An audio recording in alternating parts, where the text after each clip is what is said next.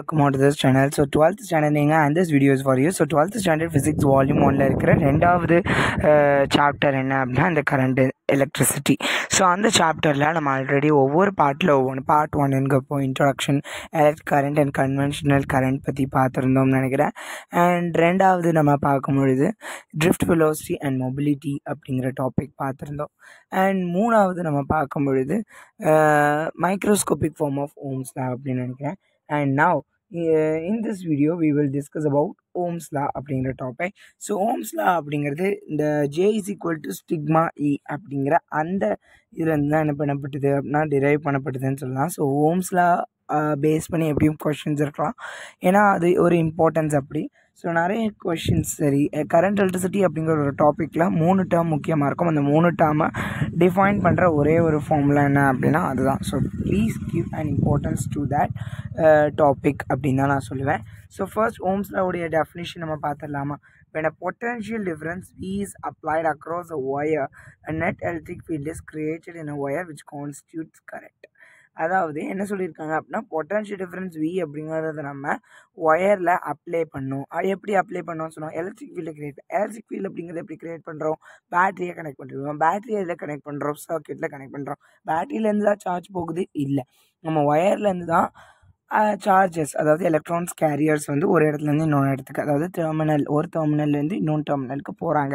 இது எல்லாமே நீங்கள் பேசிக்காக அந்த ஃபர்ஸ்ட்லேருந்து நீங்கள் பார்த்தீங்க அப்படின்னா உங்களுக்கு ஒரு பேசிக் நாலேஜ் கிடைக்கும். ஸோ இப்போ பொட்டன்ஷியல் டிஃப்ரென்ஸ் அப்படிங்கிறது நம்ம அப்ளை பண்ணோம் அப்படின்னா இந்த எலக்ட்ரிக் ஃபீல்டு அப்படிங்கிறது என்ன ஆகும்? மொத்த எலக்ட்ரிக் ஃபீல்டு ஒன்றும் க்ரியேட் ஆகும். அதுதான் நெட் எலக்ட்ரிக் ஃபீல்டு அப்படின்னு சொல்லியிருக்காங்க. Created in wire which constants. அது என்னத்தை தொடங்கும் அப்படின்னா கரண்ட்டை கொடுக்கும், கரண்ட்டாக போகிறதுக்கு ஆரம்பிக்கும் அப்படின்னு சொல்லலாம். சிம்பிளாக நம்ம என்ன அஷ்யூம் பண்ணலாம் அப்படின்னா எலக்ட்ரிக் ஃபீல்டு யூனிஃபார்மாக இருக்குது, அதோடைய என்டையர் லென்த் ஆஃப் ஒயர் முழுக்கவும் த பொட்டன்ஷியல் டிஃப்ரென்ஸ் அப்படிங்கிறது V. அதை எப்படி எழுதலாம் அப்படின்னா V is equal to IRன்னு எடுத்துக்கலாம். ஸோ IR அப்படின்னு நம்ம என்ன பண்ணிக்கலாம் அப்படின்னு எடுத்துக்கலாம். ஸோ இப்போது ஒரு சர்க்யூட், இந்த சர்க்யூட்டில் பல்ப் இருக்குது. இது வந்து என்னது? நம்மளுக்கு ரெசிஸ்டன்ஸ் அப்படின்னு சொல்லுவாங்க. கரண்ட்டை யார் தடுக்கிறாங்களோ அவங்கள தான் என்னன்னு சொல்லுவாங்கன்னா ரெசிஸ்டன்ஸ் அப்படின்னு சொல்லுவாங்க. ஸோ பேட்ரி இதுதான் நம்மளுக்கான V அப்படின்னு சொல்லலாம். This is creates a potential difference by passing or by creating electric field அப்படின்னு சொல்லலாம். ஸோ கரண்ட் அப்படிங்கிறது போகுது, எலக்ட்ரான் ஃப்ளோ அப்படின்னு கொடுத்துருக்காங்க, அது I. இப்போ இந்த 3 ரிலேஷன்ஸ் வச்சு தான் நம்மளுக்கு Ohm's law வந்து என்ன இருக்குது அப்படின்னா இருக்குது அப்படின்னு சொல்லலாம். ஸோ இப்போ வோல்டேஜ் ரெசிஸ்டன்ஸும் இருக்குன்னா கரண்ட்டை கண்டுபிடிக்க முடியும், கரண்ட்டு ரெசிஸ்டன்ஸ் இருக்குன்னா வோல்டேஜ் கண்டுபிடிக்க முடியும். இந்த மாதிரி மாற்றி மாற்றி நம்மளால் என்ன பண்ண முடியும் அப்படின்னா கண்டுபிடிக்க முடியும் அப்படின்னு சொல்லலாம். ஸோ நம்மளுக்கு V is equal to EL அப்படிங்கிறது தெரியும். we know that என்னது நம்மளுக்கு தெரியும் அப்படின்னா magnitude of the current density அப்படிங்கிறது, அதாவது J is equal to sigma E அப்படின்ட்டு தெரியும். நான் இங்கே ஈக்கு பதில் E எங்கே இருந்ததுன்னா இது டிவைடில் போகுமா, அப்போ J is equal to sigma V by L அப்படின்னு நம்மளுக்கு என்ன இருக்குன்னா வந்திருக்கும். சிக்மா V by L அப்படின்னு நமக்கு என்ன இருக்குன்னா வந்திருக்கும். So already current density J அப்படிங்கிறது என்னது I by A. I by A is equal to sigma V by L அப்படின்னு நம்மளுக்கு என்ன இருக்கும் அப்படின்னா வந்திருக்கும். Now you just write it as J, நம்மளுக்கு V இருக்குது, I இருக்குது, கரெக்டாக. அதுக்கடுத்து டிவைடட் பை A அப்படின்னு நம்மளுக்கு என்ன இருக்குன்னா இருக்குது. ஸோ இப்போ இதை ரீஅரேஞ்ச் பண்ணலாம். V is equal to I into நம்மளுக்கு L இங்கேருந்து அங்கே போகும் அண்ட் ஸ்டிக்மா A அப்படின்னு வந்திருக்கும். இது என்னது அப்படின்னா ரெசிஸ்டிவிட்டி அப்படின்னு சொல்லியிருப்பாங்க. ஸோ சாரி ரெசிஸ்டிவிட்டி அப்படின்னு சொல்லியிருப்பாங்க, விச் இஸ் R அப்படின்னு சொல்ல resistance of the conductor.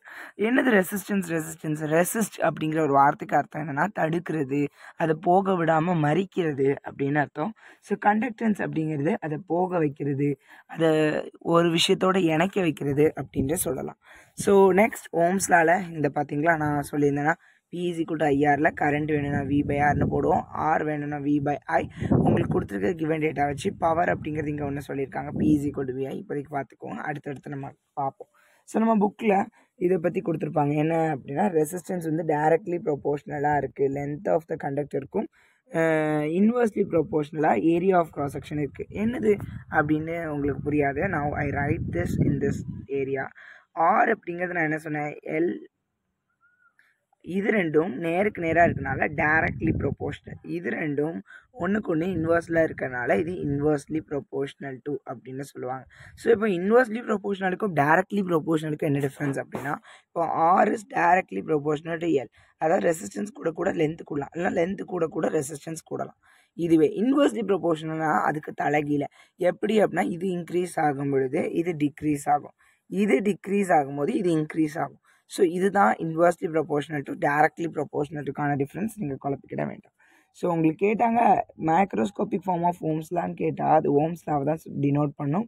So அதோடைய டெஃபினிஷன் அப்படிங்கிறதெல்லாம் அடுத்து பார்க்கலாம். ஃபர்ஸ்ட் நம்மளுக்கு என்ன அப்படின்னு பார்த்தோம் அப்படின்னா, இங்கே நம்மளுக்கு ஒரு படம் உங்கள் புக்கில் கொடுத்துருப்பாங்க. ஸோ இந்த படத்தில் ஒரு குறிப்பிட்ட ஏரியா ஆஃப் கிராஸ் செக்ஷன் என்ன பண்ணியிருப்பாங்கன்னா கன்சிடர் பண்ணியிருப்பாங்க. அந்த கிராஸ் செக்ஷனுக்கு ஏன் நேம் கொடுத்துருப்பாங்க. அண்ட் இந்த கண்டக்டருடைய லென்த் கொடுத்துருப்பாங்க. ஏன்னா லென்த்தையும் நம்ம ரெசிஸ்டன்ஸ்க்கு என்ன பண்ணுறோம்னா கன்சிடர் பண்ணுறோம். இங்கே எலக்ட்ரிக் ஃபீல்ட் என்ன ஆகுதுன்னா க்ரியேட் ஆகுது, இப்படி மூவ் ஆகுது.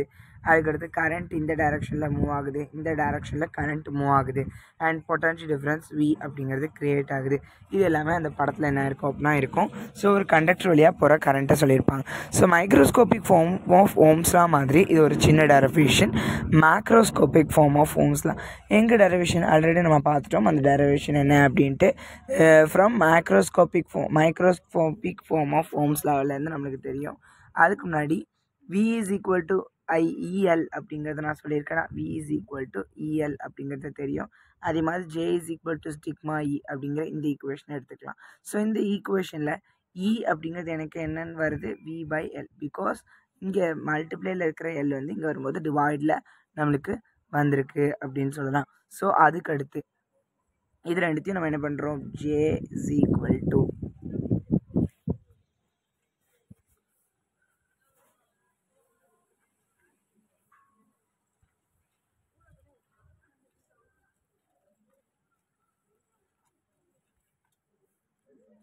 நம்மளுக்கு இந்த மாதிரி வந்திருக்கும்.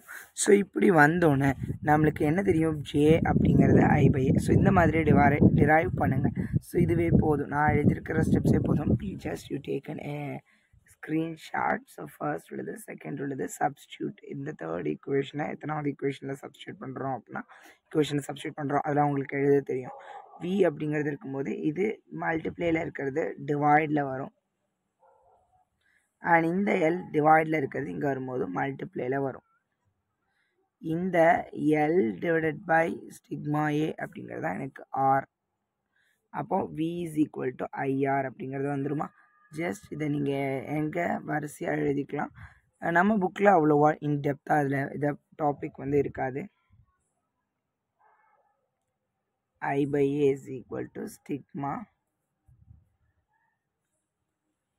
V/L அப்படின்னு இருந்திருக்கும். ஸோ இந்த topic that becomes V is equal to I into L divided by sigma A அப்படின்னு நம்மளுக்கு வந்திருக்கும். ஸோ இதுலேருந்து தான் நம்மளுக்கு V is equal to IR. அதாவது conductor the conductor and it is denoted as R அப்படின்னு சொல்லியிருக்காங்க. நான் அது ரெசிஸ்டன்ஸ் வந்து டைரக்ட்லி ப்ரொபோர்ஷனாக இருக்குது அப்படிங்கிறத நான் உங்களுக்கு சொல்லியிருந்தேன். ஸோ அது இங்கே ஸ்டேட்மெண்ட்டாக இருக்குது. மேக்ரோஸ்கோபிக் ஃபார்ம் ஆஃப் ஓம்ஸ்லா அப்படிங்கிறது V is equal to IR. So இதோட டெஃபினேஷன் பார்க்கலாமா. Potential difference across given conductor எதுக்கு டைரக்ட்லி ப்ரொபோர்ஷனாக இருக்குது, கரண்ட்டுக்கு டைரக்ட்லி ப்ரொபோர்ஷனாக இருக்குது. எப்போ அப்படின்னா அந்த கண்டிஷன் ரொம்ப முக்கியம். டெம்பரேச்சர் கான்ஸ்டண்ட்டாக இருந்தால் மட்டுமே தான் ஓம்ஸ்லா அப்ளிகபிள் ஆகும். ஸோ அதனால தான் இங்கே கான்ஸ்டன்ட் டெம்பரேச்சர் அப்படிங்கிறத இங்கே சொல்லியிருக்காங்க. V is equal to IR. இந்த இதை ஞாபகம் வச்சுக்கோங்க. So resistance is a ratio of potential difference across the given conductor to the current passing through it. அதாவது ரெசிஸ்டன்ஸ் அப்படிங்கிறது என்ன அப்படின்னா potential difference divide by current. நான் சொன்னோம்ல வேரியஸ் ஃபார்ம் ஆஃப் ஓம்ஸ்லாம் எழுதுகிறோம் அப்படின்ட்டு. ஸோ ரெசிஸ்டன்ஸுடைய யூனிட் என்ன அப்படின்னா ஓம் அப்படின்னு சொல்லலாம். ஸோ அதுக்கடுத்து material for which current against voltage graph is called straight line through the origin are said to be Ohm's law. Ohm's law அப்படின்னு சொல்லும்போது என்ன சொல்லியிருக்காங்க, ஒரு கிராஃப் சொல்லியிருக்காங்க. அதாவது வோல்டேஜுக்கும் கரண்ட்டுக்கும் கிராஃப் போட்டோம் அப்படின்னா நம்மளுக்கு the material for which the current against the voltage graph is straight line through the origin வழியாக ஸ்ட்ரெயிட் லைன் போணுச்சு அப்படின்னா அது ஓம்ஸ்லா அப்படின்னு சொல்லுவாங்க. அதோடைய பிஹேவியரை ஓமிக் அப்படின்னு சொல்லுவாங்க. மெட்டீரியலோ அல்லது டிவைஸோ தட் டு நாட் ஃபாலோ ஓம்ஸ்லாவை ஃபாலோ பண்ணல அப்படின்னா அதை நான் ஓமிக் டிவைசஸ் அப்படின்னு சொல்லுவாங்க. So ohmic and non ohmic devices பற்றி உங்களுக்கு கொஷின் இருக்குது, பார்த்துக்கோங்க. தீஸ் மெட்டீரியல், எந்த மெட்டீரியல்ஸ்க்கு have more complex relation between வோல்டேஜுக்கும் கரண்ட்டுக்கும் ரொம்ப காம்ப்ளெக்ஸான ஒரு ரிலேஷன்ஷிப் இருக்கும். plot of current against voltage for non-ohmic material வந்து நான் லீனியராக இருக்கும். ஸோ ஸ்ட்ரெயிட் லைனாக இருக்குது அப்படின்னா அது லீனியர்னு அர்த்தம். அப்படி நான் லீனியர் அப்படிங்கிறது என்ன, அப்படி இப்படி இது நான் லீனியர் சொல்லுவாங்க, அது லீனியராக இல்லை அப்படின்னு சொல்லுவாங்க. அப்போ இதுதான் அதோடைய டிஃப்ரென்ஸ். ஓமிக் டிவைஸ் நான் ஓமிக் டிவைஸ் பார்த்தீங்கன்னா ஆர்ஜின் வழியாக போணுச்சு அப்படின்னா அது ஓம்ஸ் தான் சொல்லுவாங்க, அது நான் லீனியராக இருக்குது. இது லீனியர், அது நான் லீனியர். ஸோ அதோடைய ரிலேஷன்ஷிப்பையும் நீங்கள் சொல்லணும் அப்படின்னா சொல்லிக்கலாம். ஸோ சம்ஸஸ் நான் கூடிய சீக்கிரம் அப்லோட் பண்ணுறேன். ஸோ அடுத்த பாட்டில் நம்ம சந்திக்கலாம். If any doubts in this session please comment it now. And confusion இல்லாமல் இருக்கும்னு நினைக்கிறேன். If you need changes from me to teach you, please put it in the comment box. If you are understandable, please like it, and thank you for watching.